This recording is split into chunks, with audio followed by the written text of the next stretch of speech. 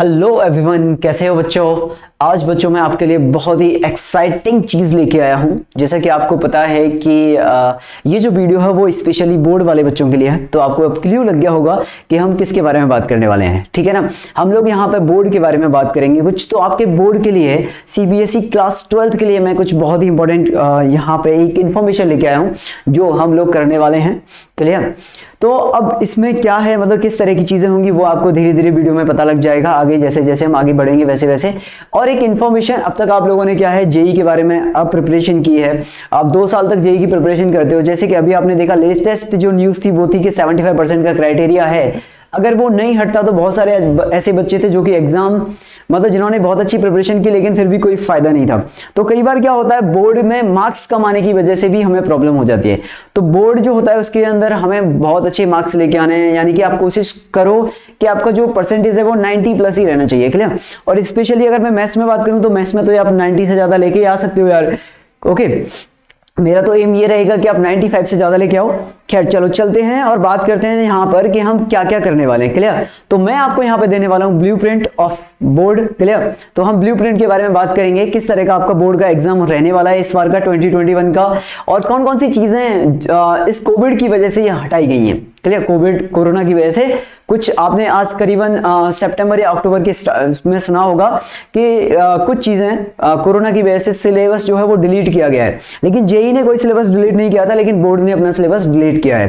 Clear. तो हम बात करेंगे कि कौन सा सिलेबस डिलीट किया है, हम लोग क्या करने वाले हैं उसके बारे में भी बात करेंगे कि हम लोगों का क्या प्लान है। ओके, तो चलो चलते हैं।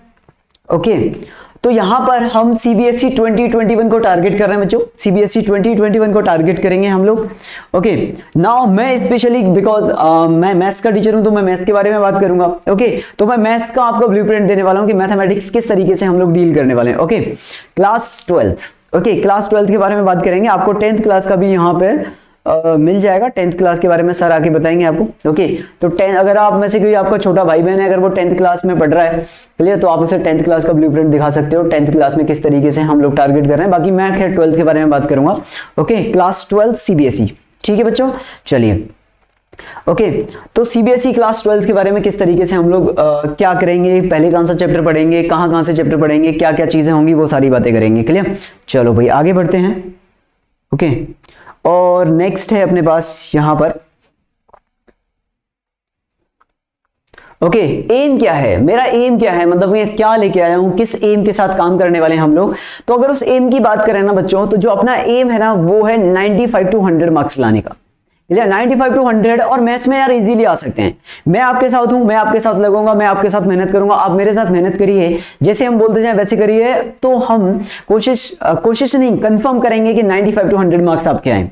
क्लियर। यार बोर्ड है, हम लोग तो जेई वाले एग्जाम में बच्चों को फोड़वा देते हैं पेपर, तो ये तो फिर बोर्ड वाला है, इसमें क्या है ना। बस जिस तरीके से आपको जो होमवर्क दिया जाए, जो काम दिया जाए, जो लेक्चर्स दिए जाए, वो सारे आपको प्रॉपर तरीके से फॉलो करने हैं। और अभी अपने पास टाइम है। क्लियर। अभी अपने पास इनफ टाइम है कि हम बोर्ड में बहुत अच्छे से काम कर सकें, बहुत अच्छे से काम कर सकें, मतलब 95 to 100 मार्क्स बहुत अच्छे से ला सकें। अगर आपका कोई चैप्टर अधूरा भी रह गया है, या फिर आपने स्टार्ट नहीं किया, या फिर नहीं हुआ है, तो कोई भी टेंशन लेने की जरूरत नहीं है, बिल्कुल भी पैनिक होने की जरूरत नहीं है। तब तक तो हम इजीली करवा देंगे, तब तक तो हम इजीली उसे प्रॉब्लम, आपकी जो भी प्रॉब्लम होगी आप हमसे कॉन्टेक्ट करना, मैं उसे इजीली आपकी प्रॉब्लम को सॉल्व करवा दूंगा। ठीक है ना। तो अपना जो एम रहने वाला है वो क्या रहने वाला है बच्चों, 95 to 100 मार्क्स का एम रहने वाला है। क्लियर। तो ये आप मतलब अपने दिल, दिमाग, मस्तिष्क में बिठा लो कि यार अब हम ब्रिजेश सर की क्लास में जाने वाले हैं और अपना एम है 95 to 100 मार्क्स, इससे पीछे नहीं हटाएंगे अपन। ठीक है, इसके लिए मेहनत करेंगे बोर्ड में। अगर बोर्ड में भी इससे पीछे रहे तो फिर क्या हो, ठीक है ना, अगर बोर्ड में भी इससे पीछे रहेंगे तो फिर मजा ही नहीं आएगा, फिर तो समझ रहे हो बात को। क्लियर। चलो भाई।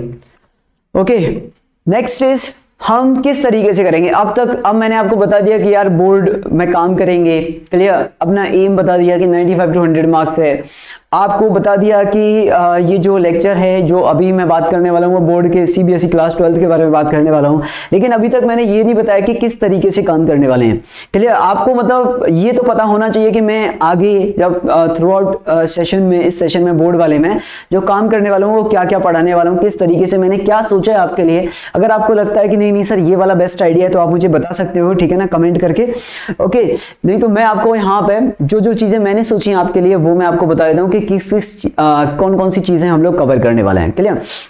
बोर्ड के लिए जो सबसे इंपॉर्टेंट चीज होती है बच्चों, वो होती है आपकी एनसीईआरटी। जो बोर्ड के लिए सबसे इंपॉर्टेंट चीज है वो पहले नंबर पे जो आती है वो है आपकी एनसीईआरटी। तो first number is NCERT. Clear? First number पे क्या है अपना? एनसीईआरटी। एनसीईआरटी। क्लियर? एनसीईआरटी। अब अपने पास इतना समय तो है नहीं यार कि मैं आपको कंप्लीट एनसीईआरटी कराऊं, जैसे कि एक्सरसाइज 5.1, 5.2, 5.3, 5.4 क्लियर पूरे एग्जांपल बताऊं, तो ये तो पॉसिबल है नहीं, ये आप भी समझते हो, ये पॉसिबल है नहीं कि मैं आपको एक ही क्वेश्चन कराऊंगा। तो मैंने क्या किया है, अब एनसीईआरटी में से मैं आपको क्या कराने वाला हूं, मैं आपको यहां से इंपॉर्टेंट क्वेश्चन उठाने वाला हूं, ठीक है ना। या फिर आप बोल सकते हो कि मोस्ट एक्सपेक्टेड क्वेश्चंस, या फिर आप बोल सकते हो कि मैं एनसीईआरटी से क्या करने वाला हूं, यहां से दो चीजें उठाने वाला हूं, most expected questions. Most expected questions, expected questions. क्या आपको दिखाई दे रहा है जो मैं लिख रहा हूं? क्वेश्चंस बच्चों क्या आपको दिखाई दे रहा है ना? हाँ दिख तो रहा है क्लियरली, है ना। तो मोस्ट एक्सपेक्टेड क्वेश्चन जो कि हमारे एक्सपीरियंस के हिसाब से या फिर जो ज्यादा बार हिट हुए हैं एग्जाम में, वो वाले क्वेश्चन उठाने वाले हैं हम लोग यहां से। क्लियर? और नेक्स्ट जो अपना टारगेट है ये हो गया, प्लस इसमें मैं क्या कवर करूंगा मोस्ट एक्सपेक्टेड क्वेश्चंस में, एनसीईआरटी की एक्सरसाइज। मैं क्या क्या कवर करने वाला हूं इसमें, तो इसमें कवर करूंगा मैं एक्सरसाइज, एक्सरसाइज और कवर करूंगा यहां पे एक्सरसाइज के क्वेश्चंस, प्लस और क्या कवर करने वाला हूं, सॉल्व एग्जांपल्स। सॉल्व एग्जांपल्स, ठीक है ना। तो एक्सरसाइज भी कवर होगी, सॉल्व एग्जांपल भी कवर होंगे। क्लियर? दोनों चीजें एनसीईआरटी से उठा उठा के, जैसे कि मान लो आप कॉन्टिन्यूटी पढ़ रहे हो, तो कॉन्टिन्यूटी में मुझे लगता है यार ये वाला क्वेश्चन इंपॉर्टेंट है, इसका सॉल्व एग्जांपल ये वाला इंपॉर्टेंट है। क्लियर? या फिर मिसलेनियस वाली एक्सरसाइज से ये 5 क्वेश्चन इंपॉर्टेंट है, तो वो सारे उठाए जाएंगे यहाँ पे। क्लियर? वो चीजें उठाएंगे। दूसरी जो इंपॉर्टेंट चीज आती है वो आती है आपकी एनसीईआरटी एग्जाम्पलर। सेकंड जो चीज आती है वो क्या आती है, वो आती है आपकी एनसीईआरटी एग्जाम्पलर, ठीक है ना, एग्जाम्पलर। ये वाली जो बुक है इससे भी क्या उठाने वाले हैं, most expected question, most important questions उठाने वाले हैं हम लोग, ठीक है ना। मोस्ट इंपॉर्टेंट क्वेश्चंस, यहां से भी मोस्ट इंपॉर्टेंट क्वेश्चन उठाने वाला हूं। ओके, तो पहली चीज तो ये है कि आपकी एनसीईआरटी की टेंशन खत्म, ये मैं कर लूंगा कवर, एनसीईआरटी एग्जांपल में कवर कर लूंगा, plus third and the most important point is previous year questions. Third and the most important चीज इज प्रीवियस ईयर क्वेश्चंस, ठीक है, PYQ, प्रीवियस ईयर क्वेश्चंस। अब प्रीवियस ईयर क्वेश्चन कौन से, क्योंकि सीबीएसई बोर्ड तो तब से चल रहा है जब हमारा जन्म भी नहीं हुआ था, तो इसका मतलब ये थोड़ी ना है कि मैं आजादी के समय के क्वेश्चंस उठाऊंगा, ठीक है ना। तो PYQs जो हैं वो हम लोग उठाएंगे करीबन पिछले 8 साल के। Clear?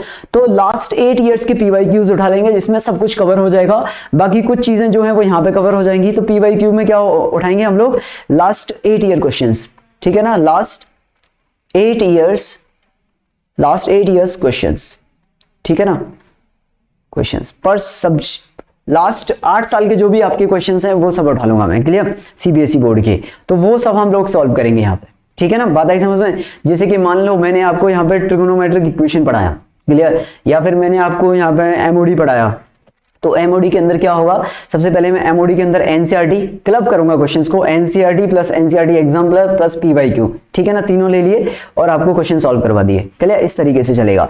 And the fourth one is, ठीक है ना, ये हो गया, ठीक है। वैसे तो इतना करना ही मोर देन सफिशिएंट होता है, अगर आपने इतना कर लिया तो भी मोर देन सफिशिएंट है, लेकिन जो फोर्थ रहेगा इसके अंदर, फोर्थ जो हम रखने वाले हैं वो रखने वाले हैं हॉट। ओहो, हॉट, ओहो हॉट, ठीक है ना। हॉट मीन्स होता है high order thinking, hot means होता है हाई ऑर्डर थिंकिंग क्वेश्चंस, ठीक है ना, high order thinking, high order thinking, ठीक है ना। कई बार जो लास्ट वाले क्वेश्चंस होते हैं जो कि सब्जेक्टिव होते हैं, जो लास्ट वाले क्वेश्चन सब्जेक्टिव हैं, उन क्वेश्चंस में क्या होता है, कई बार कुछ क्वेश्चंस आपके ऐसे आ जाते हैं जो कि हाई ऑर्डर थिंकिंग पे होते हैं, मतलब जिनमें आपको सोचना पड़ता है कि हाँ यार इसमें मतलब ये क्वेश्चन सही था। कई बार इस तरह का क्वेश्चन भी बोर्ड में आ जाता है। क्लियर? तो वो क्वेश्चंस भी मैं लेंगे इस HOT यानी कि हाई ऑर्डर थिंकिंग वाले कैटेगरी में। मैं आपको क्वेश्चन या तो खुद से फ्रेम करके दूंगा या फिर आपको मतलब ऐसे क्वेश्चन लेके आऊंगा जिनके अगर पेपर बहुत ज्यादा डिफिकल्ट आया, कई बार होता है ना मैथ्स का पेपर डिफिकल्ट आ गया, आप देखो, आप ज्यादातर देखोगे कि ज्यादातर बच्चों का रिएक्शन ये होता है कि यार मैथ्स का पेपर बहुत लेंथी था। क्लियर? तो ये वाली चीजें, मैथ का पेपर लेंथी इसलिए हो गया क्योंकि भाई हम लोगों ने जब क्वेश्चन सॉल्व किया तो अपने को सफिशिएंट टाइम नहीं मिला, या फिर क्वेश्चन आता नहीं था, हमने सोचने में बहुत समय लगा दिया। तो हम लोग ये इंश्योर करेंगे कि यार जब आप क्वेश्चन पेपर करो ना तो आप मतलब किसी भी क्वेश्चन पर ज्यादा सोचो ना।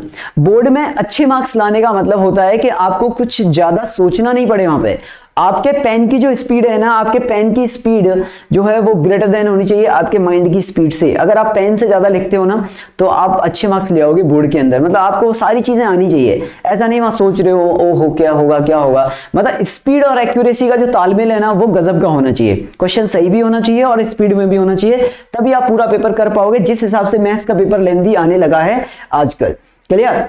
जिस तरीके से मैथ्स का पेपर लेंथी हो जाता है कि पेपर ही लेंथी हो गया, आपने पूरा पेपर किया, कॉपी पे कॉपी भरते गए, लास्ट में जाके पता चला कि 4 क्वेश्चन छोड़ दिए, 2 क्वेश्चन छोड़ दिए, तो ये नहीं चलेगा, ठीक है ना, इसमें तो दिक्कत हो जाएगी फिर।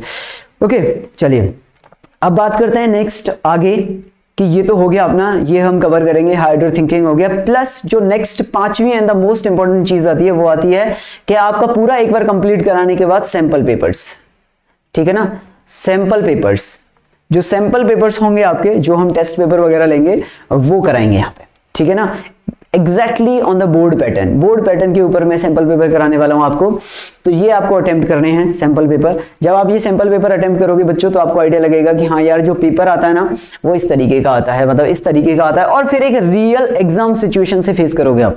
आपको एक कॉपी मिलेगी, आप उसमें पेपर लिखोगे, फिर उसे चेक किया जाएगा और आपको बताया जाएगा कि किस स्टेप को आपने यहाँ पे कट कर दिया है। ज्यादातर जो प्रॉब्लम होती है, जो बच्चे जेईई की प्रिपरेशन करते हैं उन्हें बहुत सारे ऐसे तरीके आते हैं जब आप क्वेश्चन को बहुत जल्दी कर देते हो, क्योंकि ऑब्जेक्टिव की प्रैक्टिस होती है उन्हें। अब ऑब्जेक्टिव से जब सब्जेक्टिव पे मूव करते हैं तो कई बार स्टेप गायब कर देते हैं। सीबीएसई जो होता है वो स्टेप मार्किंग करता है, तो स्टेप मार्किंग करेगा। अगर आपने बीच में से स्टेप उड़ा दिए तो मार्क्स भी उड़ा देगा वो, है ना, ऐसे समझ लो, मार्क्स भी उड़ेंगे फिर।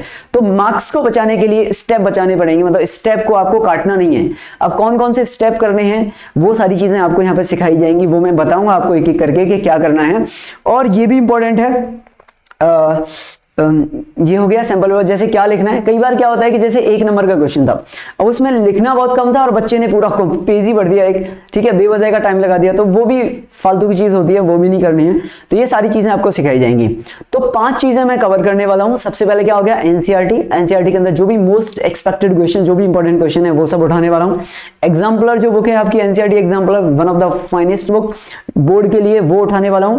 प्लस पीवाईक्यू उठाने वाला हूं, पिछले लास्ट 8 इयर्स के पीवाईक्यू उठाने वाला हूं, हाई ऑर्डर थिंकिंग क्वेश्चन देने वाला हूं आपको, और सैंपल पेपर्स देने वाला हूं। ये सब मैं तभी कर पाऊंगा जब आप लोगों का साथ मिलेगा।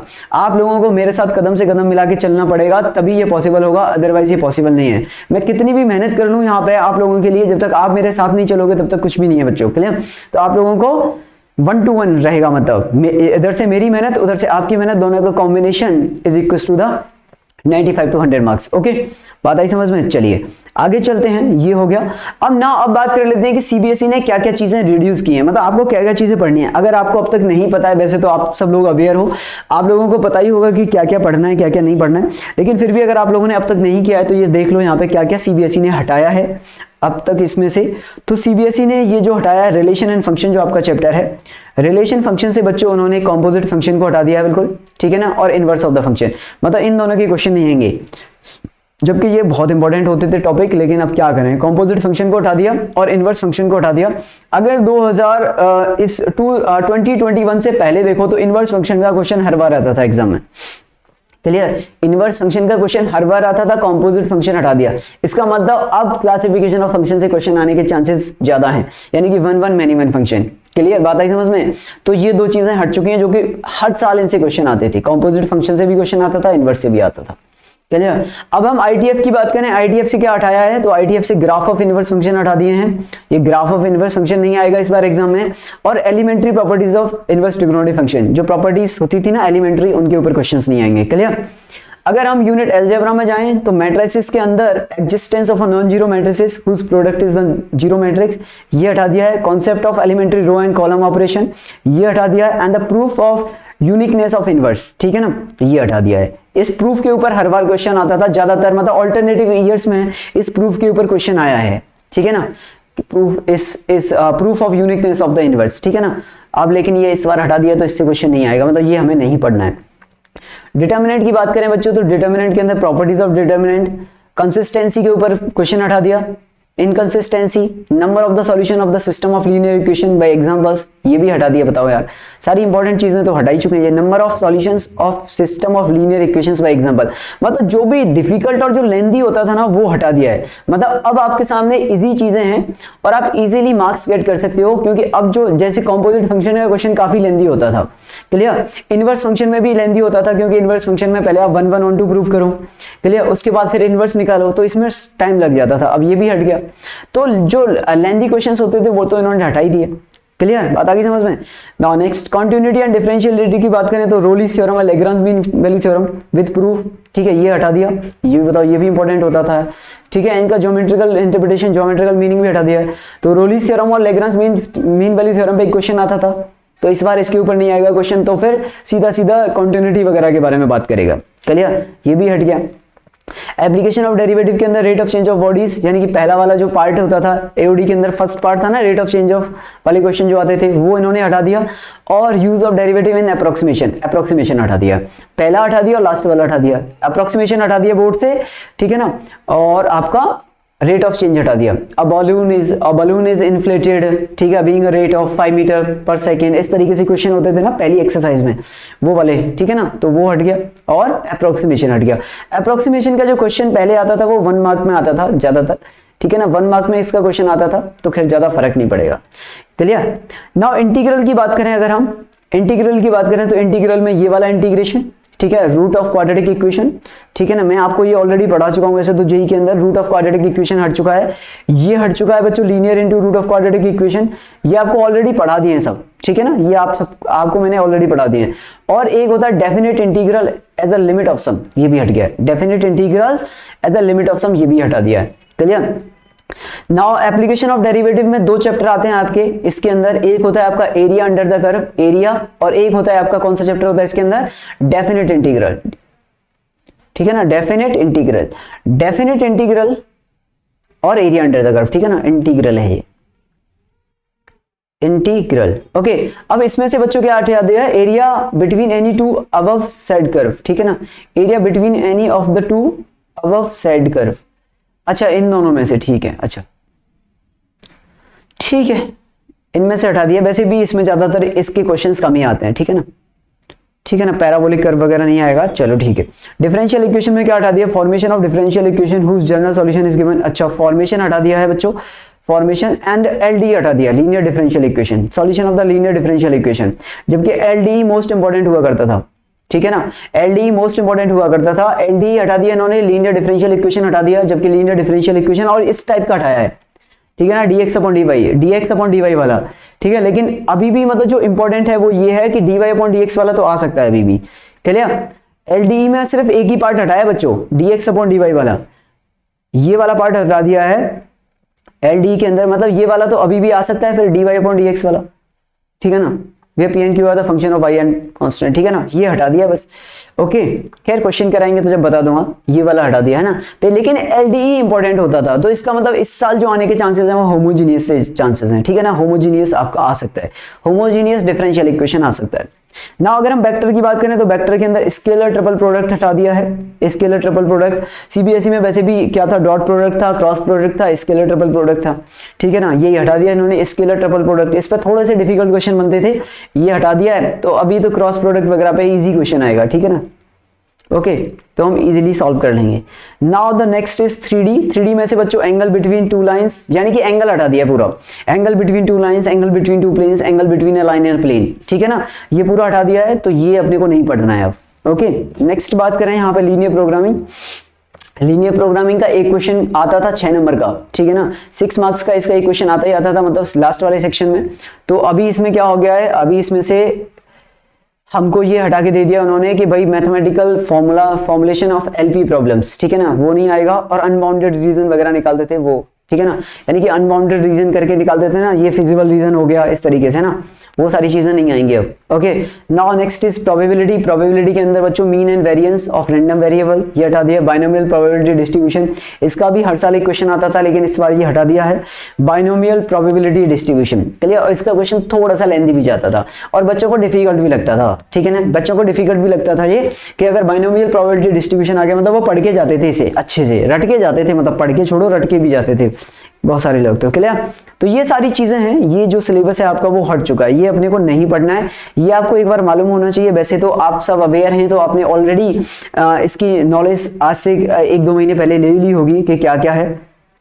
जो आपका पेपर का अब की बार का जो पैटर्न आएगा वो कुछ इस तरीके से रहेगा। 2021 का जो पैटर्न है बच्चों वो कुछ इस तरीके से रहने वाला है। मैथमेटिक्स का थ्योरी वाला पेपर है, 80 मार्क्स का होगा, ठीक है ना, 80 मार्क्स का पेपर होगा, ठीक है। जर्नल इंस्ट्रक्शन में पढ़ के बता देता हूं आपको। This paper contains 2 part, part A and part B, each part is compulsory. Okay, part A carries 24 marks and part B carries 56 marks. Part A में 24 मार्क्स है, पार्ट बी में 56 मार्क्स है। Okay, part A has objective type questions, part A में कैसे objective type है। ये आपके लिए कोई नई चीज नहीं होगी, क्योंकि अगर आपने प्रिपरेशन की है जेई की या नहीं भी की है तो भी आसान है।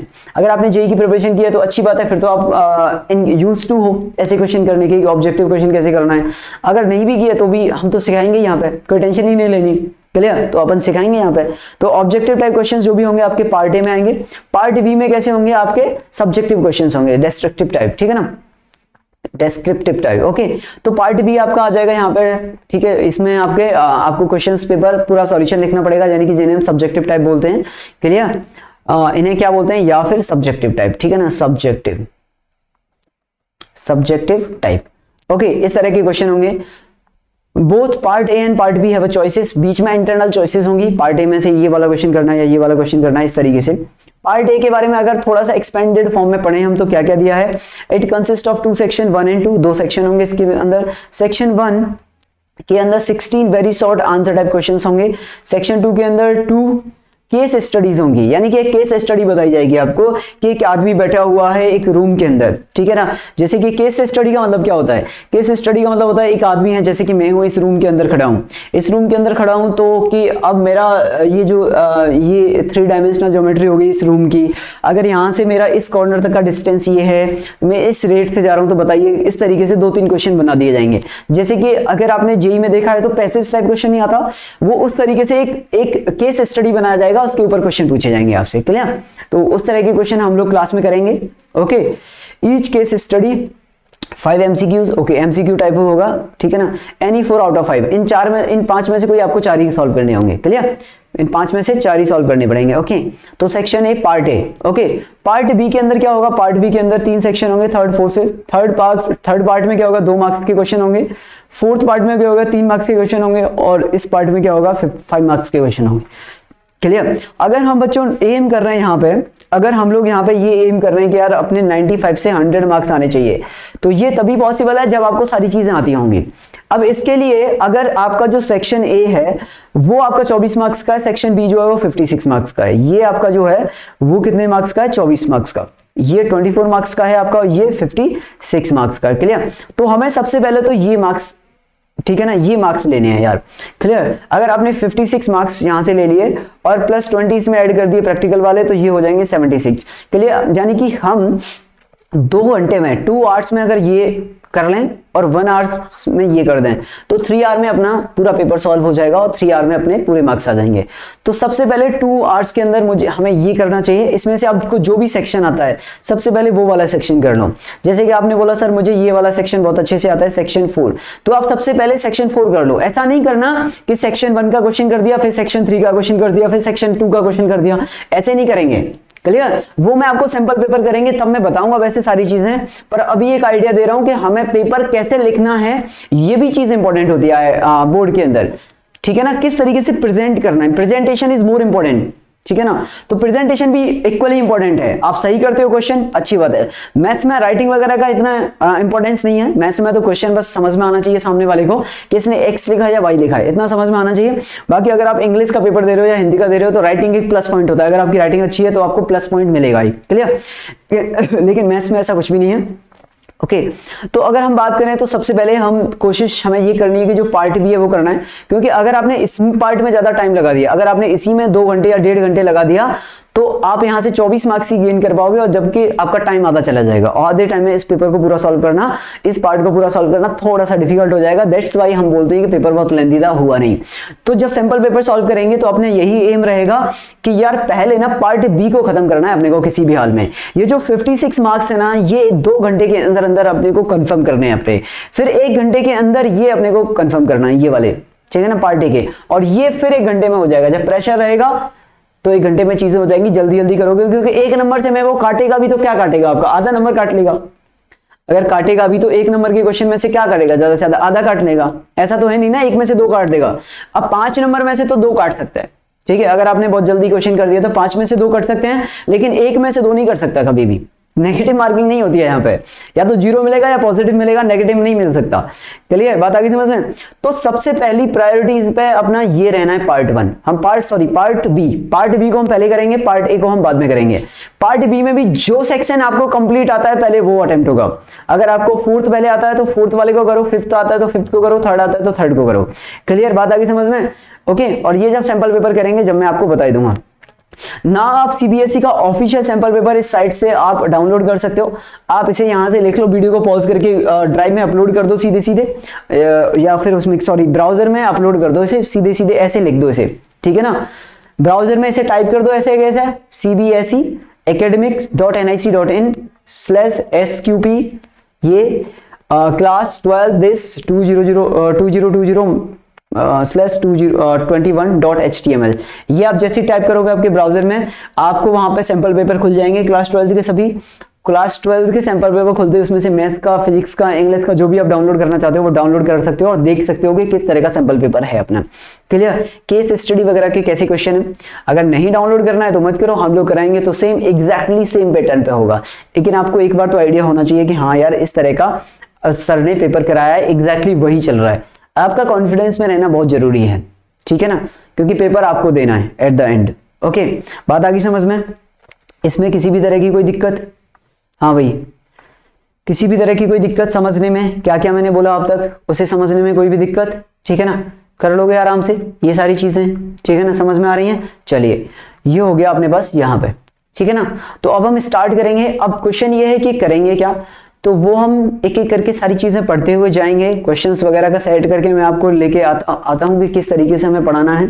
ओके, क्या क्या करना है, जहां से ज्यादा मार्क्स के क्वेश्चंस आने की संभावना रहती है, जो कि कैलकुलस इज इंपॉर्टेंट पार्ट। ठीक है, कैलकुलस क्यों इंपॉर्टेंट पार्ट है, देखो मैं बताता हूँ आपको। जैसे कि मैं कैलकुलस की बात करूँ यहाँ पे, तो कैलकुलस में अगर हम देखें, कैलकुलस में क्या आता है अपने पास, कैलकुलस इंपॉर्टेंट है जे बोर्ड के लिए, कैलकुलस मोस्ट इंपॉर्टेंट हो गया, ठीक है ना। जैसे फंक्शन हो गया, इसमें एक second, let me change the colour. Function हो गया, फंक्शन के बाद क्या हो गया, फंक्शन के बाद आपका कॉन्टिन्यूटी हो गया, डिफरेंशिएबिलिटी हो गया। ओके, डिफरेंशिएबिलिटी हो गया। फिर बच्चों क्या आ जाएगा, इसमें से एक क्वेश्चन आएगा, ठीक है ना, इसमें से भी क्वेश्चंस आएंगे 1 या 2। फिर इसके बाद क्या आता है आपका एमओडी, मेथड ऑफ डिफरेंशिएशन, इसका एक क्वेश्चन आएगा ही आएगा। क्लियर। फिर इसके बाद क्या आता है एओडी, एप्लीकेशन ऑफ डेरिवेटिव, इसमें से कम 2 या 3 क्वेश्चन आएंगे। ठीक है, इंक्रीजिंग डिक्रीजिंग से क्वेश्चन हो गया, मैक्सिमम मिनिमा से क्वेश्चन हो गया। क्लियर। और टेंजेंट एंड नॉर्मल से क्वेश्चन हो गया। तो कम से कम 2 या 3 क्वेश्चन तो यहाँ से आएंगे ही आएंगे। ये तो डिफरेंशियल क्वेश्चन हो गई, 1 2 3 4 5 6, ठीक है ना, कम से कम 6 क्वेश्चन हो गए यहाँ से। क्लियर। राउंड ऑफ करके 6 क्वेश्चंस आ जाएंगे यहाँ से, 6 क्वेश्चन यहाँ से हो गए। क्लियर। फिर इंटीग्रल की बात करें तो इंटीग्रेशन हो गया, इंटीग्रल, इसमें फिर एक डेफिनेट इंटीग्रेशन हो गया, एक एरिया हो गया। अगर सबसे एक एक क्वेश्चन भी आएगा तो एक क्वेश्चन यहाँ से, एक क्वेश्चन यहाँ से और एक क्वेश्चन यहाँ से, और इन दोनों में से तो एक 5 नंबर का क्वेश्चन पक्का ही आता है। ठीक है ना, समझ लो बात। ओके, तो यहाँ से 3 क्वेश्चन यहाँ से हो गए अपने। क्लियर। फिर एक आती है डिफरेंशियल इक्वेशन, इसी में डिफरेंशियल इक्वेशन से भी 2 क्वेश्चन आ जाते हैं कई बार। तो एक नंबर में आ जाता है ऑब्जेक्टिव टाइप में, कई बार 2। तो एक क्वेश्चन अगर मैं लूं तो 4 मिनिमम क्वेश्चन ले रहा हूं मैं, मिनिमम नंबर ऑफ क्वेश्चन, मतलब इससे कम नहीं करेगा वो। तो 4 क्वेश्चन यहां से आएंगे 6 और 4 10 क्वेश्चन, तो यही हो गए। समझ रहे हो बात को। फिर उसके बाद प्रोबेबिलिटी हो गया, प्रोबेबिलिटी से एक क्वेश्चन आना ही आना है, क्लियर। एक या दो क्वेश्चन यहाँ से पक्का आने ही आने हैं, दो क्वेश्चन, क्लियर। एक आपका LPP हो गया, इससे एक क्वेश्चन आने ही आना है भाई, कंफर्म है, मतलब ये तो आएगा ही आएगा, एक 5 नंबर का क्वेश्चन, 4 या 5 नंबर का एक क्वेश्चन पक्का आएगा ही आएगा, 4 या 5 मार्क्स का एक क्वेश्चन आएगा, क्लियर। तो LPP कर लेंगे हम लोग, ठीक है। मैट्रिसेस एंड डिटरमिनेंट हो गया, मैट्रिसेस से कम मैट्रिसेस और डिटरमिनेंट दोनों यूनिट मिला के कम से कम अपने पास 2 से 3 क्वेश्चन आते हैं, जिसमें से एक शॉर्ट क्वेश्चन होता है, एक इसमें से शॉर्ट क्वेश्चन होता है, ठीक है, जो 1 या 2 नंबर का होगा, और एक आपका 4 नंबर का क्वेश्चन होगा करीबन, क्लियर। अब कैसे आएगा वो मैं बता दूंगा, 4 का भी आ सकता है, 5 का भी आ सकता है, अगर थोड़ा छोटा हुआ तो 3 का भी आ सकता है, क्लियर। तो मैट्रिसेस एंड डिटरमिनेंट हो गया एक आपका, क्लियर, समझ पा रहे हो। तो ये आप मुझ पे छोड़ दो, ये आप मुझ पे छोड़ दो कि मैं क्या कराने वाला हूं, कैसे कराने वाला हूं, ठीक है ना। बस मैंने आपको ये बता दिया कि क्या क्या कवर करने वाला हूं मैं। मुझे नहीं लगता आप अपने टाइम पे इतनी चीजें कवर कर रहे होंगे कि NCERT भी कवर कर रहे हो आप, ठीक है ना, या फिर आप NCERT एग्जाम्पल भी कवर कर रहे हो, PYQ भी ले रहे हो, और आपका hot questions, high order thinking question भी ले रहे हो, और आप CBSE के सैंपल पेपर भी करा रहे हो, ठीक है ना। सैंपल पेपर्स भी करा रहे हैं हम लोग खुद बना के, ठीक है ना, सैंपल पेपर। तो इसमें तो आपका पूरा कवर हो जाएगा। ये 5 चीजें कर लो आप मेरे साथ लग के मेहनत कर लो। मैं आपसे गारंटी दे रहा हूँ 95 से ज्यादा मार्क्स की, क्लियर। और जिस दिन आ जाए ना, उस दिन आके मिल लेना इंस्टीट्यूट में, क्लियर। बात आ गई समझ में। तो इसमें किसी भी तरह की कोई दिक्कत इस वाले ब्लूप्रिंट में समझ में आ गया किस तरीके से काम करेंगे हम लोग। तो आप क्या रेडी हैं आप मेरे साथ चलने के लिए कदम से कदम मिला के?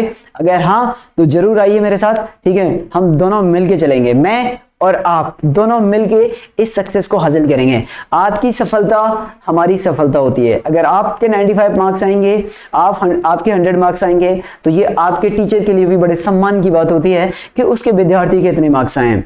ओके, तो आपकी सफलता ही हमारी सफलता है। चलिए मिलते हैं, ठीक है ना, आपसे अब रेगुलर क्लासेस में। Okay, thank you very much.